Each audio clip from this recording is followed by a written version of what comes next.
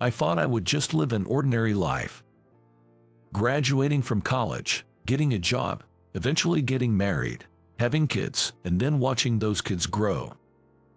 That was how I imagined I would age. My name is Michael. After graduating from a local middle-tier university, I got a job at a well-known real estate agency in the area. There were 3 of us who started working for the company at the same time: James, Sarah, and myself. James was unlike anyone I had known before. He was personable and quickly became a favorite among our senior colleagues. He had a knack for saying the right thing in a conversation to make people happy. Being around him made me feel good, as if I had become a better person myself. Sarah was a charming young girl. It might be a bit of a stretch to call someone who just graduated from college a girl, but she always had a soft, gentle smile that captivated the hearts of our older male colleagues and part-time ladies, who would often say things like, "I wish a girl like you could marry my son. Would you consider becoming my daughter-in-law?" Yet, she handled her work effortlessly. I felt happy whenever Sarah smiled at me, but felt nervous when we were alone together. But as a new employee, I had so much to learn that it was overwhelming. Also, I had to work harder than anyone else because I didn't have any particular strengths. Thus, I had no time for a romantic relationship. After completing 6 months of training at the head office, we were each assigned to different branches within the county. We didn't get to see each other every day like we used to, but we would occasionally get together for drinks or go out on our days off. We celebrated each other's first contracts and went on drives in James's car, and even to an art competition Sarah participated in. I've always enjoyed photography, so I always carried my camera with me on weekends. I accumulated many happy photos of landscapes, the 2 of them smiling, and more. Both of their careers seemed to be going well. James, with his natural conversational skills, seemed to be increasing his contracts, and good things were being said about Sarah as well. However, James's clients seemed to have many inquiries after moving in. But when James spoke with them, they seemed to be satisfied and back off. As for me, I was criticized for spending too much time with each client. It was difficult for me to find balance. My seniors often pointed out, it's impossible to find a property that meets customer needs and expectations. So you have to draw the line somewhere. Once I vented about it when we got together, Sarah said, "But that's what's good about you, Michael. We're often told to put ourselves in others' shoes, but not many can actually do it. I prioritize my own benefits, of course. Well, as an employee, I have to prioritize profits. It's hard because we want to make our clients happy." Sarah was always very kind. It just made me feel better, knowing that there was someone who understood me. James just watched us with a smile. Some time later, rumors about James reached my branch. There had been a lot of complaints from his customers after signing contracts, saying, "This is not what we discussed." While post-contract complaints weren't unusual, it became concerning when they happened so frequently. When I contacted James, he said, "It's fine now. With our branch manager Norman, I apologized to the customers for using potentially misleading words and expressions, and they understood. I'll handle things better next time." His dismissive tone bothered me, and I asked, "Handle things better next time? That's not the point, James. Did you intentionally mislead them? Have you been doing this all along? It's all settled, so it's fine. Stop worrying about others. Just worry about yourself." He retorted and hung up. After that, contacting James personally became awkward. He stopped reaching out to me as well. However, we continued to share information in the group chat that all 3 of us were in, and even went out for drinks a few times when Sarah was available to come along. If James and I saw each other at meetings at the head office, we chat casually. I was feeling lonely, missing our friendship, but as I started interacting more with Sarah and gained confidence in my work with the new people who joined the company, the loneliness faded. Then one day, it all changed suddenly. When I walked into the office that morning, there were weird vibes among the employees. They would return my greetings, but no one would make eye contact with me. Even when I initiated a conversation, they would respond only with what was necessary for work, keeping the conversation to the bare minimum. I wondered what I'd done. The atmosphere was not indicative of casual conversation. I just kept doing my job, not knowing what was going on. Since I couldn't think of any reason, I decided to wait and see. I thought it might be just my imagination, and that everyone would probably return to their usual selves soon. Telling myself that, I just focused on my work. But even after 1 week, and then 2 weeks, everyone's behavior remained the same. I started making small mistakes at work. There was no one to back me up. I hadn't heard from Sarah for a while. In the break room, I was going to make coffee and return to my desk, but for some reason, I just couldn't move. As I stood there, zoning out, Kay, a part-timer in her 30s, walked in. Kay had been friendly to me since I started working at the branch, often talking about her family and her daily life during breaks, with lively expressions. When Kay saw me standing there, she was startled and hesitated, looking unsure whether to enter the break room or leave, her eyes darting around. But she seemed to have come to prepare coffee for a client. Taking a deep breath, she hurried into the break room with her head down and started preparing the coffee. I thought that was my only chance to ask her what was going on. "Hi, Kay, can I ask you something? Why is everyone?" Soon after I opened my mouth, Kay looked at me with frightened eyes and rushed out of the break room, leaving the empty coffee cup on the countertop. Then, a senior colleague came in, gave me a sharp glare, and finished preparing the coffee Kay had started, then left without a word. No one even responded to my greetings anymore. Greetings were fundamental, especially in customer service. I had no idea why that was happening to me. It was obvious that they were avoiding me. I was not being assigned any new clients either. I thought about discussing this with Daniel, the branch manager, but all he said was, "Ask yourself," and that was it. Maybe I should just resign. Or maybe I should just disappear. Everyone's probably sick of the sight of me. Those thoughts started to cross my mind. One day, I was called to the headquarters. When I entered the meeting room, there were President Thompson, James, and an elegantly dressed elderly man. I had never met the elderly man before, but I recognized his face. He was the head of a wealthy family in this region, an important figure for our company, who owned many properties and lands. "Do you understand why you've been called?" President Thompson asked, but I had no idea whatsoever. I asked myself what was going on. "Your colleague, Sarah. You've been stalking her. She's an important young lady entrusted to us by Charles here, and we were asked to take special care of her. You know who Charles is, don't you?" "What were you thinking? I haven't done anything wrong. I've been close with Sarah as a colleague, but I've never stalked her." I tried to argue in confusion, but I was so flustered that I couldn't find the right words. James, who had been silent until then, said, "Sarah consulted with me about you. You've been following her and even taking photos without her knowing. I've seen those photos." Despite my denials, no one seemed to listen. "Then show us what's in your briefcase," James demanded. With those words, James picked up the briefcase I had on the floor and dumped its contents onto the table. With a thud, my wallet, my phone, and all my work-related documents fell out. There was also a non-company brown envelope on top of them. From the envelope, a woman's watch and several photos spilled out. The photos showed Sarah walking down the street at night, relaxing at home, and even close-up shots of her legs, some of which were taken through a window of her apartment. Seeing the stuff on the table, Charles stood up, picked up the watch and envelope.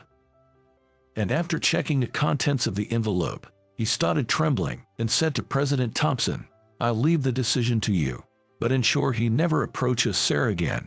She's about to be wed. If her reputation is tarnished because of this, be prepared for consequences that may disadvantage your company." With that, Charles left. I was just standing there, not understanding the situation. President Thompson said, "You are fired. Don't bother coming in tomorrow." Given what Charles has said, you might not be sued, but don't expect to find employment in this industry again. And don't even think about contacting Sarah. If Charles gets serious, you won't be able to live in this area. I can't believe I hired a scumbag like you, but you seemed like a decent young man. Now Sarah says she's resigning too. What a loss. Don't even bother going back to the office to clean up your stuff. Just leave." I went straight home, unable to think about anything. My mother tried to talk to me when I was at home, but I didn't feel like it at all and just stayed in my bedroom. The next day, a courier delivered my personal belongings from the branch office along with my resignation letter, which was just for me to sign. I realized that the letter had already been prepared in advance, and I couldn't help but laugh. Everyone thought I was a creepy stalker.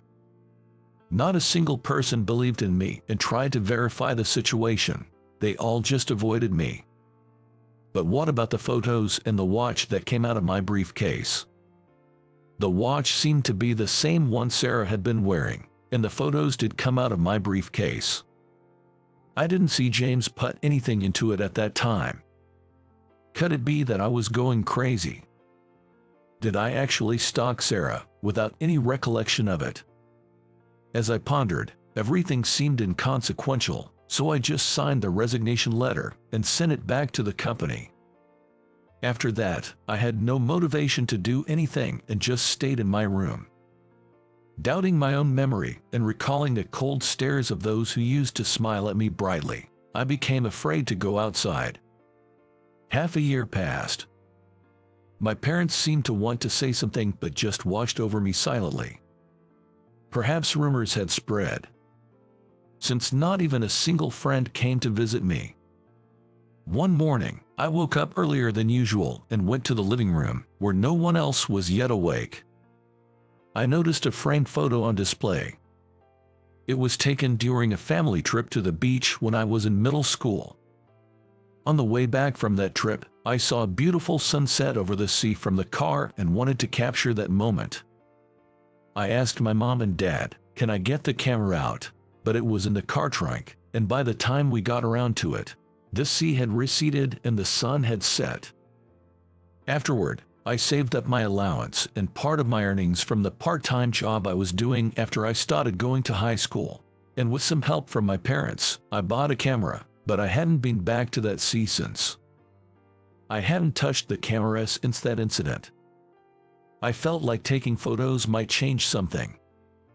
I packed my camera, my wallet, and my phone, which hadn't been turned on for a while, into my backpack and put on my shoes. My hand trembled as I grabbed the doorknob, but when I opened the front door and felt the cool outside air, I stepped forward. Afraid to stop, I just ran all the way to the train station. Since I hadn't been active much, I was out of breath and couldn't go fast. But I was too scared to stop and too scared to meet anyone's gaze, so I kept running with my head down. I reached the station and got on a train. The train going in the opposite direction of the city center was sparsely populated, but I kept staring at my knees the entire time. After changing from train to bus, I arrived at the sea just after noon. I took my camera out of the backpack and tried to capture the sea visible from the bus stop, but I couldn't bring myself to frame a shot. Remembering the time I took photos of James and Sarah with this camera, of the places we went together. I had even brought my camera to company social gatherings.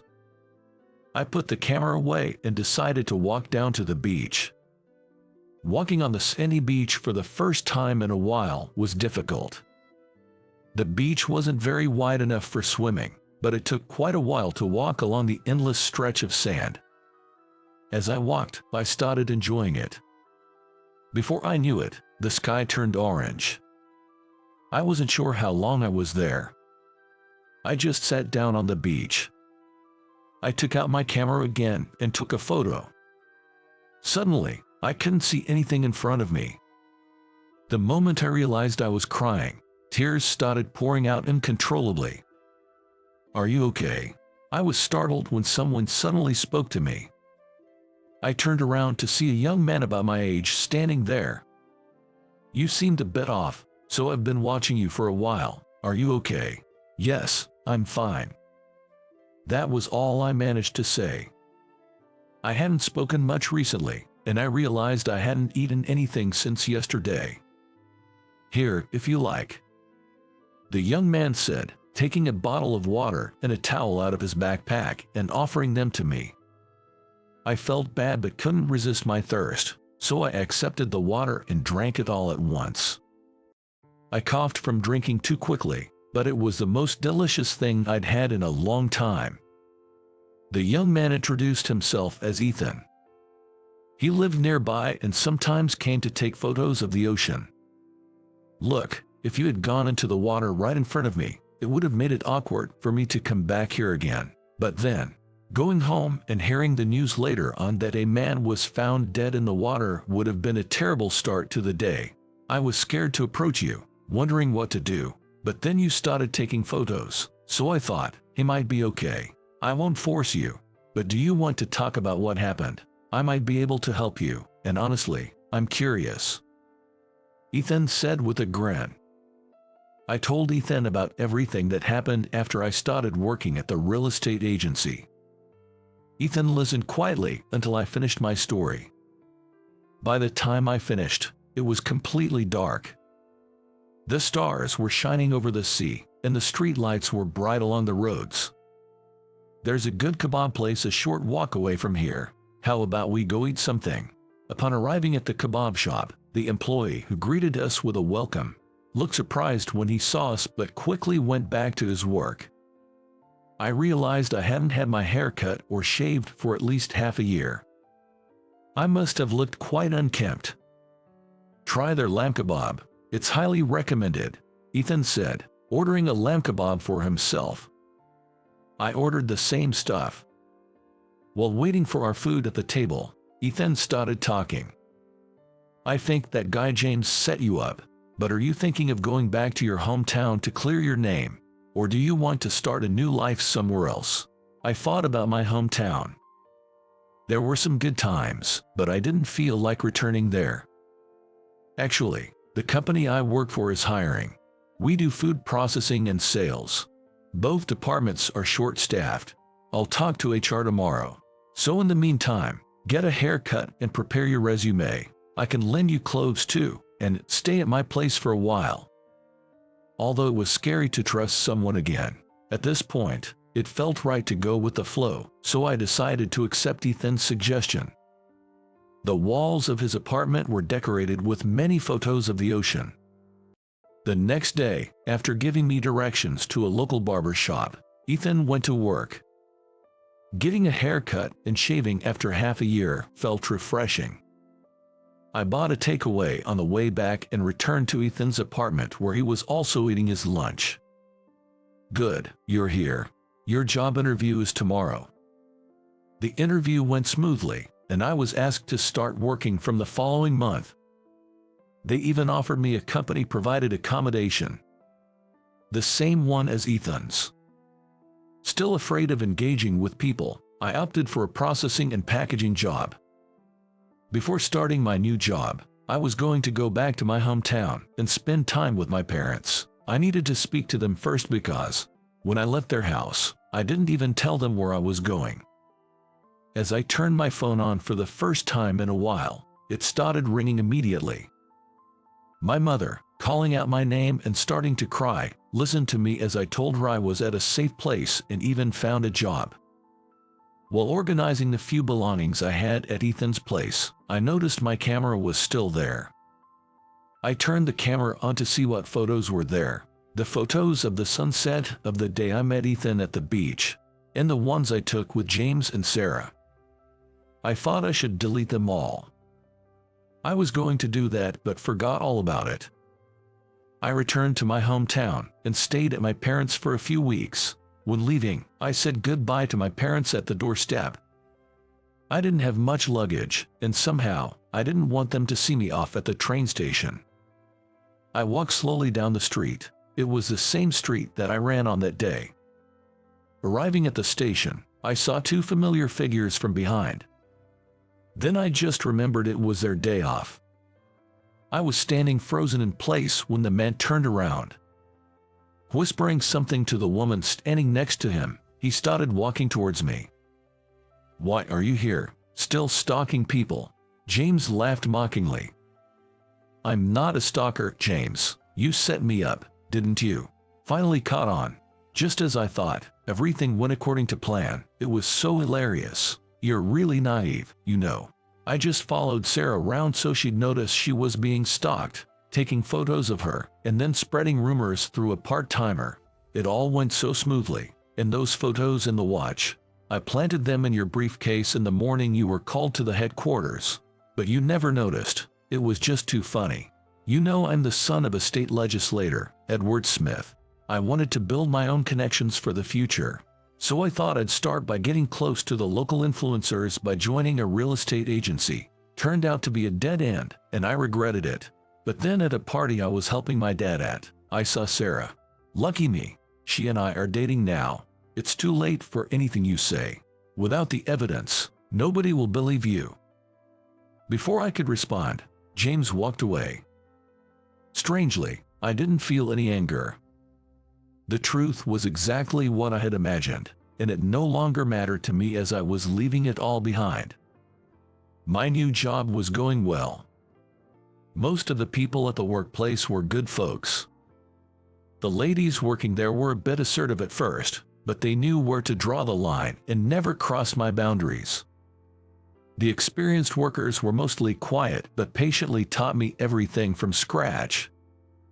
This company offered ready-made meals, the casual ideas the ladies shared during breaks, or the side dishes they brought for lunch, would inspire the company recipe developers to create new items that became popular locally.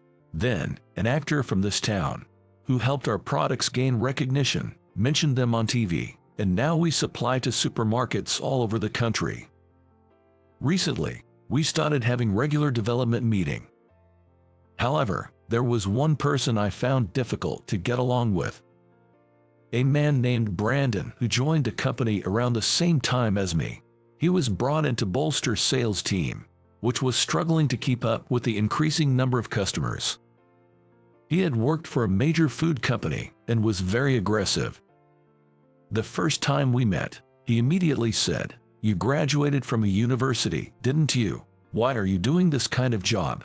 Since then, I haven't really wanted to interact with him much. But due to staff shortages, I often had to accompany Brandon on sales calls. I had ample product knowledge, so I handled the more complex product questions that Brandon couldn't answer. While pretending to give the younger staff experience, Brandon would say, "Let Michael explain that part," all the while trying to hide the fact that he knew nothing about our products. As soon as we left the client's company, he abruptly said with a dismissive tone, "Can't you make your boss look better? There's a reason why you're stuck working at a food processing factory." I'd become less affected by people's words by then, but it still hurt when someone made disrespectful remarks. And that was coming from Brandon, who worked at the same company. At one point, there was talk of collaborating with the actor who played a key role in making our company's products known to the public. As we delved into the collaboration details, it became necessary for the experienced workers to step forward, but their reticence made it difficult for discussions to progress, so I ended up becoming a key person in the team. Being tasked with overseeing the schedule, finances, and the product itself was a heavy burden for someone as inexperienced as I was. But given the staff shortage, I had no choice but to get the job done despite the overwhelming pressure. Brandon was also involved, but he seemed to be handling the financial discussions on his own. There were discrepancies between the amounts reported and what Brandon was discussing. When I discussed it with Ethan, we decided to gather evidence to confront him. Somehow, Ethan knew the password to Brandon's computer. Wondering if that was really okay, I logged into his computer and quickly found clear evidence of embezzlement. After work, Ethan and I confronted Brandon. "Who's going to believe you, Michael? You're a stalker. Everyone knows that, and you were the one who was overseeing this project. If I say it was all you're doing, everyone will believe it. And this young guy, who's this?" he retorted. Just then, the door to the next room, which we thought was empty, opened, and the President Johnson walked in. "That young guy is my son, Ethan. He's told me a lot about you, Michael, and I know you're innocent. Now Brandon, the police will be here soon, so don't go anywhere," the President Johnson said. After some time of turmoil, life settled down again, and I received a parcel from my family. Among the freeze-dried meals and canned food in the parcel, there was a letter addressed to me. It was from Sarah. She apologized for believing James's lies about me being a stalker and for not checking the facts before blaming me. She wanted to meet me and talk, but I planned to decline. That was all in the past for me. When Ethan saw the letter, he said, "Is that the letter from Sarah?" I actually snitched on James to her father, Charles. James was a son of the state legislator Edward Smith, wasn't he? It wasn't hard to put two and two together. And Michael, you left your camera at my place. As soon as I saw the photos in your camera, I knew who they were. I thought Charles should know what sort of person his daughter was going out with. James will be doomed to live a miserable life in your hometown. Poor James. I realized I got the best friend anyone could ever ask for. Fancy places just aren't my scene. Despite my grumbling, my wife encouraged me, and I ended up attending the reunion. There, I ran into a former classmate, Amy, who mocked me for only having a high school diploma. Amy began bragging about her husband's educational background. Not content with just mocking me, she went on to insult my wife and daughter as well. "My husband is a Harvard grad and a senior manager. I bet your wife, having married a high school grad like you, must look pretty plain. And I wonder what your daughter looks like." Amy has been looking down on me since high school, and back then, I was too meek to retort. But I'm different now. I can't let her insults towards my loved ones slide. I told Amy, who was laughing haughtily. "That's impressive. So, your handsome, Harvard-educated husband, who's a senior manager, I'll make sure he gets fired." Amy was taken aback by my words. As she ranted in confusion, I made a phone call. "My name is Jason. I'm 44 years old. I live happily with my wife, Emma, our 10-year-old daughter, Sophie, and our golden retriever, Buddy. Our home is always filled with laughter, and after 14 years of marriage to Emma, we've never really fought. Sophie, though not the most active child, has many friends and adores playing the piano. She's so adorable that my phone is filled with photos of her from the moment she was born, and my commuter bag contains her first drawing of me and letters filled with hearts saying I love Daddy. In fact, I've filled and cluttered my office space with gifts from Sophie." When Emma saw this during a visit to my office, she was a bit taken aback. "You know, I understand Sophie is important to you. She's adorable. But maybe you should tidy up a bit."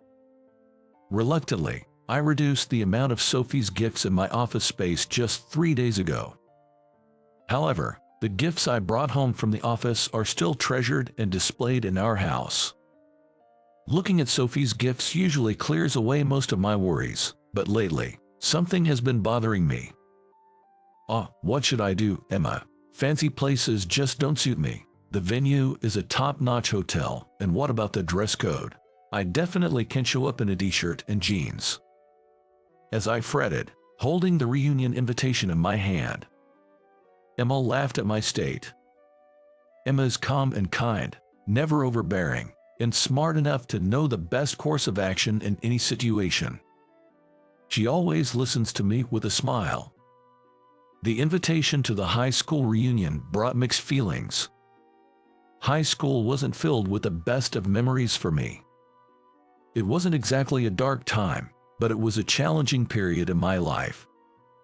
Seeing me slumped on the sofa, deep in thought, Emma must have felt compelled to speak. "Why don't you just go? The organizer was someone who treated you well in high school, right? If they're organizing it, you should at least show your face out of courtesy. You don't have to meet everyone. Just think of it as going to see them."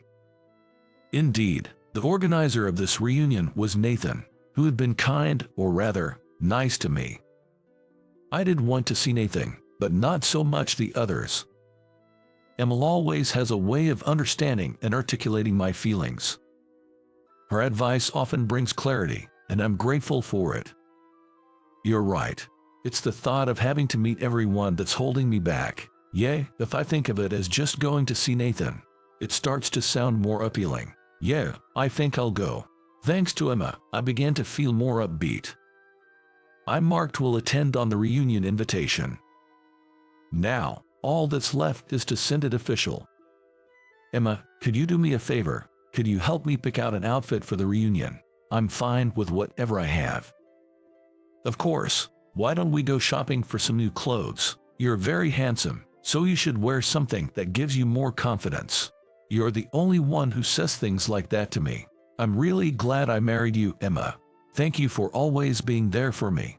There you go again. Well, let's buy something that'll make you think, am I really this cool? I'm starting to get excited. Let's go right away. It seems our daughter Sophie overheard this exchange as she came out of her room. I could hear the pitter-patter of her little feet running towards us. Dad, Mom, are you going out somewhere? I want to come too.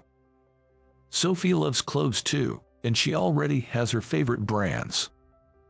I don't quite get it, but Emma and Sophie enjoy looking for teen magazines together. Yeah, we're going to buy some clothes for me. Of course, we were going to ask if you wanted to come along. Shall we go together? Yes, I want to go. Can I get some clothes too? Of course, you can. It seemed unusual to Sophie for me to be shopping for clothes, and she looked surprised. I'm going to meet a friend. It's been a long time since we've seen each other. Really? That's nice. Dad, how long has it been since you've seen this friend? Let's see, it's been about 20 years. They helped me out a lot when I was in trouble. That's great, Dad. I have good friends too.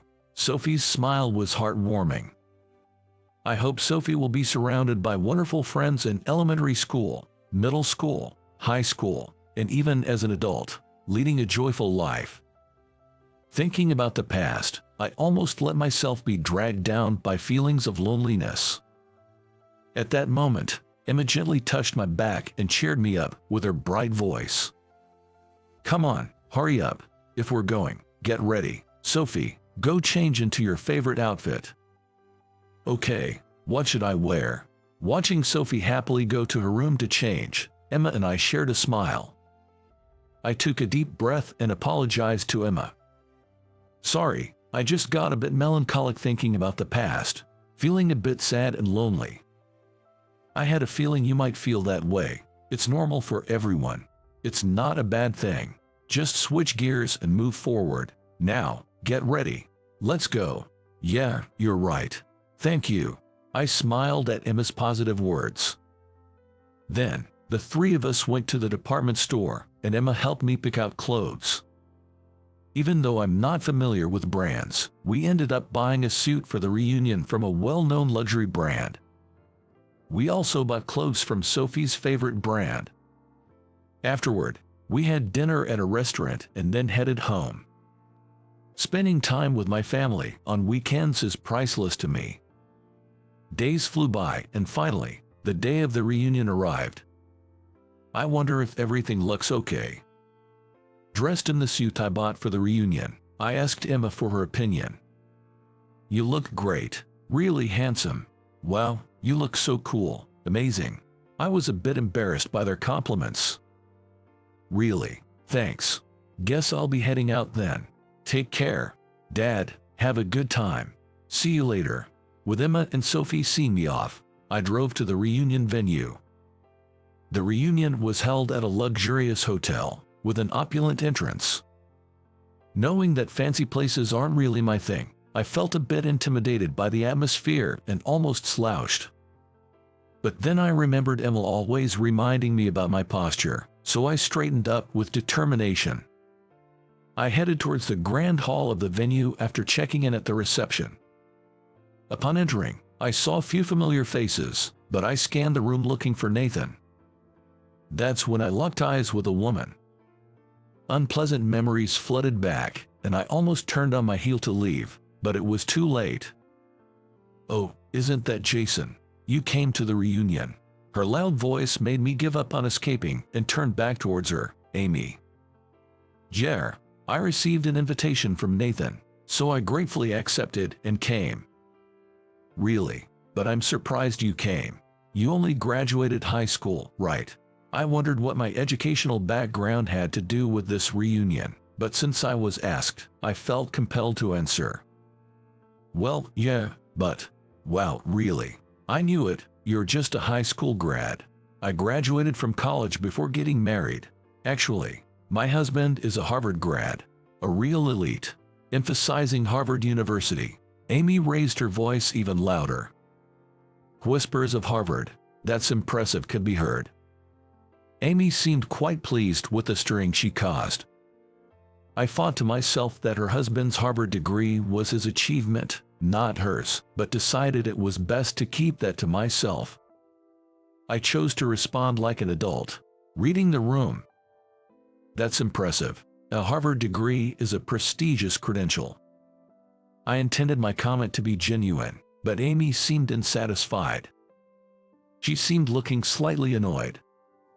"For someone like you, a high school grad, to call it prestigious, it just sounds like sour grapes to me." Laughter from the crowd reached my ears, and I glanced around to see it. It was coming from the same people who used to join Amy in mocking me back in high school. "Nothing's changed, huh?" I muttered quietly, so no one else could hear. The sense of alienation was somewhat palpable. This indescribable feeling brought back memories of my high school days. I had come to see Nathan, but now I was considering leaving. Despite being sent off with smiles from Emma and Sophie, and looking forward to seeing Nathan. Maybe it was best to leave without finding him. Just as I was about to leave, my savior appeared. "Really, you haven't changed at all, still mean-spirited and full of pride, with nothing upstairs." Stepping between me and Amy was Nathan. "Nathan," I called out softly, and Nathan, turning around with a big smile. His smile, with the corners of his mouth pulled tight and wide open, was just like it used to be. "Hey, Jason, long time no see, man. You really haven't changed a bit." He patted my shoulder enthusiastically, clearly happy to see me. I was overjoyed by just that. That alone lifted my spirits, dissipating the earlier sense of unease. "Nathan, you haven't changed either. It's great to see you." Just as Nathan and I were enjoying our reunion, a shrill voice interrupted. "What do you mean, Nathan? Mean-spirited and full of pride, with nothing upstairs? Are you talking about me? Are you seriously thinking that about me? I've always thought that, even back in high school, just never said it till now." Laughter erupted from the crowd once again.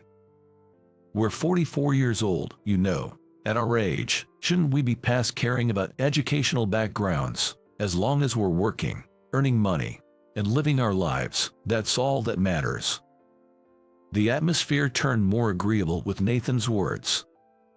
Indeed, as long as one is working, the sentiment in the air seemed to lean towards that. Nathan always had the ability to change the mood of any gathering, even in high school. Whenever Amy made a snide remark or someone else was harsh on me, Nathan would somehow appear, join the conversation, and change the atmosphere for the better. What are you talking about? The lifetime earnings of a high school grad versus a Harvard grad are totally different. Nathan skillfully deflected Amy's protest. "Well, normally you'd think so, but imagine a high school grad who starts a company and becomes its CEO. They'd probably have a higher lifetime income than most. Entrepreneurship has become pretty common, you know." He glanced back at me with a mischievous smile. Wait, is he talking about me? Suddenly, my heart started racing, and I broke out in a nervous sweat. Just as I felt my throat go dry, a waiter with a tray of drinks passed by. I quickly called him over and took a gulp of orange juice. Amy's tirade continued unabated. Well, that may be true, but that's irrelevant to him. There's no way he could do something like that. My husband works for SHY, a publicly traded venture company, and he's one of the managers. Just then, I swallowed the orange juice the wrong way, and it went down the wrong pipe. I managed not to spit it out, but I couldn't stop coughing. Amy continued to talk about what her husband does at his company, oblivious to my condition. She was sharing insider stories her husband had heard from meeting some very famous people. As I listened to Amy's stories, I couldn't stop coughing. What's wrong with you? That's disgusting. Hey, you okay, Jason? Thanks. Sorry, I'm fine. I wiped my mouth with a handkerchief and caught my breath. That was close. Thought I was heading to the afterlife with that orange juice. Can't go yet, I've got a child. Everyone around laughed at my comment. It wasn't a mocking laugh, but one that seemed to be enjoying the moment. Jason's funny. Did you change since high school, or were you always this amusing? Hey, this is fun. Nice. Has everyone finally seen Jason's charm? He's always been fun to talk to since high school. He just didn't show that side much back then. Nathan's warm hand patted my shoulder. Your kindness is one of your best traits, but you're not just kind and meek anymore, right? Being the top of a company, you can't just be kind. Nathan winked as he revealed my profession. The whole room buzzed in surprise. How did you know? I was genuinely shocked. I usually work under a business name, and even after going public, I've declined media interviews. Fortunately, work keeps coming for referrals, so I don't attend industry mixers. The only people who know I'm the CEO are those I've met through work. Did I meet Nathan somewhere? No, that can't be. If I had met him, I would have recognized him as my classmate Nathan right away. I wouldn't forget or fail to recognize him. Lost in thought, I must have made a strange face. Man, you're making some funny faces. You're wondering how I knew about your true identity, aren't you? Caught by Nathan's accurate guess, I confessed. Exactly. I have no clue. I usually refuse interviews, and I don't go to parties. I use a business name, not my real one. Yeah, I figured as much. Spoiler alert, I was working as an editor at the only publishing house you gave an interview to before going public. What, really? I was astonished by Nathan's revelation. There was one time, right before we went public, when I agreed to an interview with a single company. That was the last time I allowed my face and name to be published. I had a deep debt of gratitude to the late President Miller of that publishing house, which is why I agreed. I never imagined Nathan would be working there. I wasn't in charge of your article, but the publishing house was small. We were all so busy that everyone had to pitch in to get the work done. When I saw your photo during a photo check, even though the name was different, it was obviously you. I see, so that's how it was. It might sound weird, but I'm glad you recognized me. It's really embarrassing, though. I was really happy to find out you were doing well, Jason. Back in high school, it seemed like you had given up on a lot of things. Being told that, I was reminded of my high school days. Indeed, back then, I was probably at the lowest point in my life, unable to see any hope for my future. My family was intact, but we were very poor. My father, also a high school graduate like me, worked hard for the family, but life was never easy.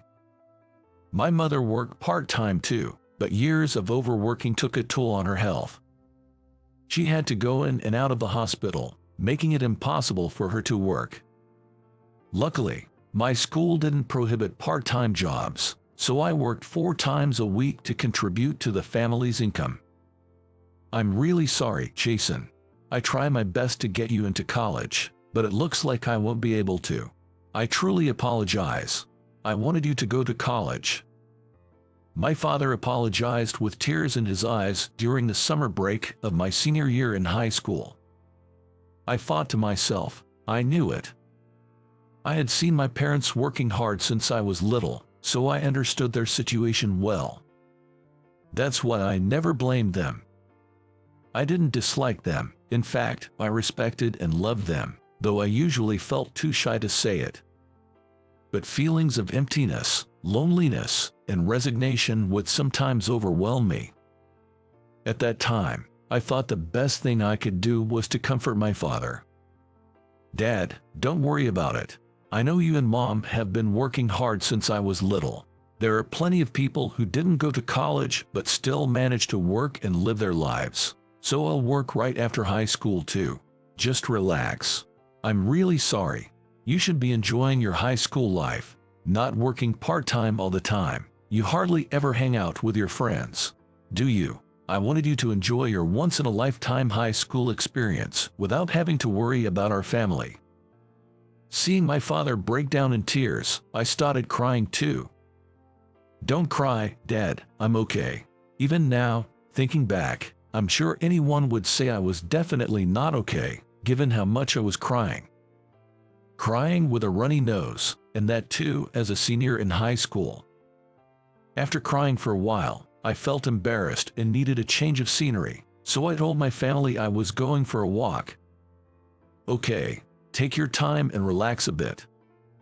I walked slowly to the riverbank, which was part of my usual walking route. It was getting dark in the evening, and there weren't many people around. I always liked the riverbank at this time of day. It was a good time to relax and zone out while looking at the river. I wonder if one's life is really determined by their education. Words I thought I had muttered quietly. I never expected to get a response to them. Is education really that important? I don't think so. "What, Nathan, you heard that?" I turned around in surprise to find Nathan there. Nathan was exceptionally talented, serving as both class representative and student council president, and was highly regarded by teachers. He was good at both studies and sports, had good looks, and a great personality. In other words, he was the complete opposite of me, even though we were in the same class. Although Amy harassed me, Nathan was always the one to come to my rescue. "Yeah, you seem a bit stressed, huh?" "Not really. It's not that serious." "Excuse me, I'm going to sit next to you." With that, Nathan casually sat down beside me. We're high school students, after all. There's only so much we can do at this age, but I'm here to listen, and of course, I'll keep it confidential. Encouraged by Nathan's offer, I started to share bits and pieces about my family situation.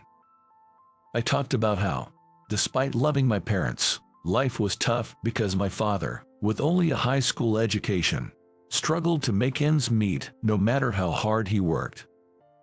My mother had also worked but was now unwell. Not being able to go to college meant my highest level of education would be high school. The thought of my own life ending up impoverished left me with an indescribable feeling. "I see, that's what's been bothering you. You have it good, Nathan. You're smart, athletic, and I bet your family isn't as poor as mine, right? Your stuff always looks nice." I found myself saying things that probably didn't need to be said. I envied Nathan. "Really? Well, I guess it seems that way to others." "Yeah, I get it." His remark about how things appeared to others caught my attention, and I stared at Nathan's profile. When he turned to look at me and our eyes met, he gave a sly smile. "That's a secret between us. My family is pretty much a mess. My parents have been at odds for years, each having their own affairs. My dad even has a kid outside. They only fight when they see each other at home. We had a live-in maid, so I was raised well enough, I guess." I was shocked by Nathan's casual way of revealing such personal troubles while laughing it off as if it were nothing. Nathan always seemed perfect and flawless at school. I had assumed he was raised in a loving environment, with plenty of money spent on him. Trying to imagine myself in his situation. The more I thought about it, the more unbearable it seemed. It felt like I would be twisted by such circumstances. I'm sorry for bringing up something unpleasant. I sincerely apologized to Nathan. I haven't told anyone before. Somehow, I felt like it was okay to tell you. You know, as kids, we have our pride. I guess I wanted to be seen as a happy kid by others. Yeah, I get that. I hadn't told anyone either. What's up with this pride, anyway? As we looked at each other, something about the situation struck us as funny, and we burst out laughing. We then lay down on the riverbank at the same time. Maybe it's because there's so much we can change, but isn't there still room to enjoy ourselves? Enjoy ourselves. Yeah, even if we don't have money or our families are falling apart, we can still find enjoyment, right? I guess so. Enjoying ourselves. I want to do something fun. How about fireworks? Nathan's sudden suggestion took me by surprise. Fireworks, like, right now. Yeah, let's do it. Yeah, let's go for it. After that, Nathan and I went to buy fireworks together. I had said I was just going for a walk, so if I didn't return home by night, my dad would worry. I called home from a payphone to let him know I was with a friend and we were going to play with fireworks. All right, have fun. Just be careful on your way back. I was happy he said that. We couldn't afford much since it was so sudden and we didn't have much money. We bought a set of fireworks with a lot of pieces and a lighter, then returned to the riverbank to set them off. Wow, look at the colors. Isn't it amazing, Jason? Yeah, really. Mine changed colors midway. We excitedly enjoyed the fireworks. We're chasing each other with sparklers and swinging them around. We laughed and ran around until we were tired. After all the fireworks were gone, we sat down and talked about various things. Life can be tough when you're trying hard, but I think life is something you can make something of. I'll keep trying. So how about you don't give up on life from now on, Jason? Yeah, you're right. Life is something we can make something of. The more we grow up, the more we can handle. Exactly. Let's think that way. It's infuriating to think that life is determined by circumstances. That really gets on my nerves. I don't want to lose. Actually, I won't lose. Nice. Let's both keep trying our best. And so our day came to an end, and we parted ways. That day spent with Nathan became a truly special memory for me, fueling my life even now. I had given up on a lot of things, but because Nathan listened to me, because of the fireworks we set off, and the things we talked about then, I still remember it all. Right, the fireworks. In the interview, you wrote about the fireworks you set off with a classmate in high school, and the words they said to you as a memorable moment. Yeah, I wrote that. I think life is something we can make something of. I'll keep trying. So Jason, you should too. I've never forgotten those words from a classmate. When I read that part, I cried, Manuel, right in front of everyone. Is that so? It must have surprised everyone around you. But it's the truth. Those words are what kept me going. Believing that life is something you can manage on your own. Your article saved me, you know. What? Despite giving you all that advice, my life was a mess at the time. Everything I did backfired, and I was so overwhelmed I thought about running away. I was mentally cornered. I had no idea, but when I thought about how you took our conversation to heart and worked so hard, I felt I had to do the same. I was the one who said life is something you can manage on your own, so running away would be incredibly lame, right? That thought helped me keep going. Thanks, Jason. When Nathan said that, I felt like I was going to cry. I owe it to you, Nathan, for getting this far. There were a lot of challenges from starting my business until it took off. Well, there are still challenges now, but I can keep going, thanks to you. Man, this is kind of embarrassing. No, really, it's true. We laughed and let go of the tension. I'm glad I came here. That's when I truly felt grateful. Amy started ranting again, having been ignored until now. What's this? Your youth drama nobody asked for. In the end, you're just a high school grad. Even if you claim to be a top executive, your husband's company is nothing compared to my husband's. Your husband must be wonderful. If you chose him, he must be handsome. As I said this, Amy snorted and started fiddling with her phone. She turned her phone's screen toward me. She's showing a photo of her beaming next to her husband. Wow, he is handsome. A Harvard graduate, good-looking, and wealthy. He sounds perfect.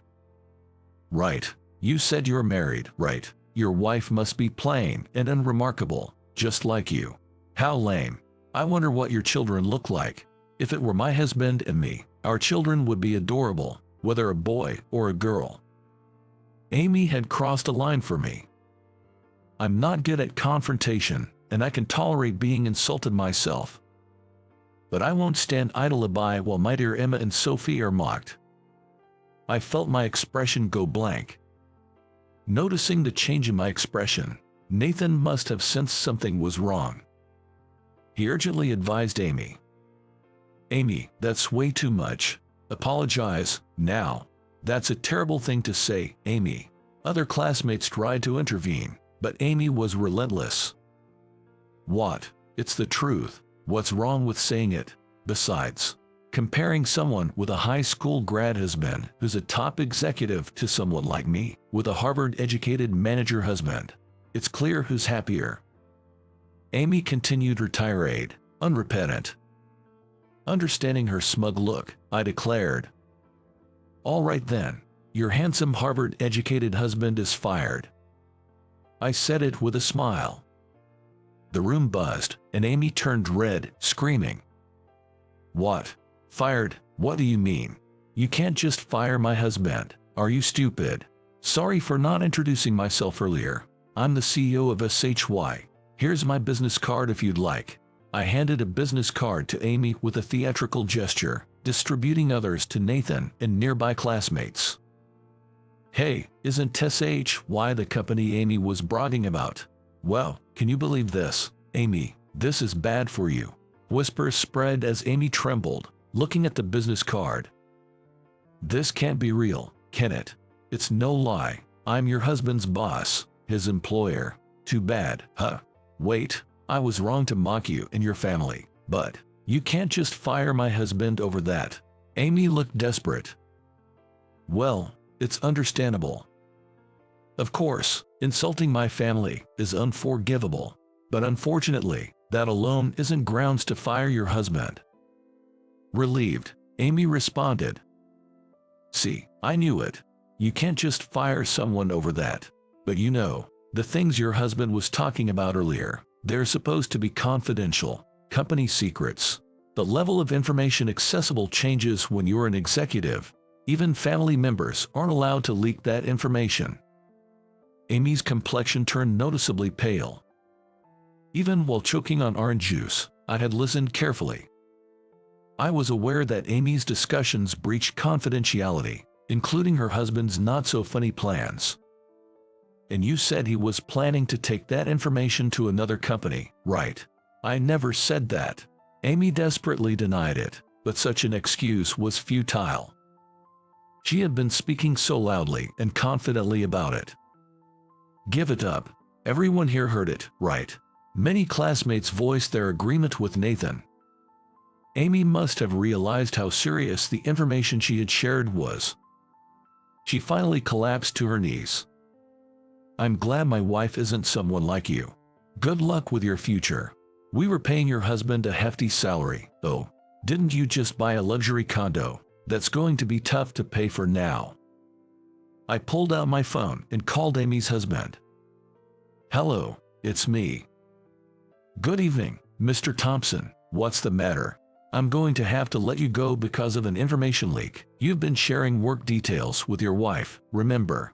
You signed a confidentiality agreement. Well, that's, Receiving a call out of the blue from the CEO and being told he was fired must have been a shock. Confronted with the fact of the information leak, Amy's husband was clearly panicking. I explained the situation over the phone, mentioning that his wife Amy was my classmate. We had a reunion today, where she proudly shared his work details. She boasted about having confidential information and planning to switch to a rival company. That idiot. That's not true, Mr. Thompson. What's different? I won't listen to excuses. What you've done is a serious betrayal to the company. You were quite specific about your plans, right? This is grounds for immediate dismissal. Be prepared. I hung up and turned to Amy, who was still sitting on the floor. So, your husband is fired. Thanks to you, I found out about a leak in my company's information. I need to rethink our information security. Amy's phone rang incessantly as she muttered, "What should I do now?" At this timing, it's definitely a call from her husband. They were in for a dramatic confrontation, and I watched with a sense of detachment. Maybe you should answer it, but it looks like it might take a while, so the lobby might be a better place. Holding a ringing phone, Amy staggered toward the lobby. I told Nathan I wanted to relax, but I have to go to the office. I need to check the extent of her husband's information leak and if any data was taken. Oh, got it. You've suddenly turned back into a CEO, Jason. Looking good. Really. Thanks, I guess. But letting my subordinate leak information makes me a failure as a CEO. I need to investigate, reflect, and improve. Sorry, I have to go. All right. Good luck. After receiving words of encouragement from my classmates, I rushed to the office. I made calls from the taxi, summoning the necessary personnel to the office immediately. Everyone was furious upon hearing about the leak. They gathered quickly to address the situation. I was grateful to have such reliable teammates. As promised, I terminated Amy's husband for disciplinary reasons. Fortunately, we discovered the leak early enough to minimize its impact. But a leak is a leak. This incident prompted a thorough review of our information security measures. It had been a busy few days, and it was the 4th day since I had been home. The sun is too bright. I can't overdo it anymore. Just then, my phone rang. It's from Emma. A smile forms on my face as I press the call button on my phone. Hello, Emma. Yeah, I'm on my way home now. Even when faced with tough or exhausting situations, I have Emma to support me. Just having Sophie there makes me smile. I'll keep doing my best to protect my loved ones. With that thought, I began walking home at a leisurely pace.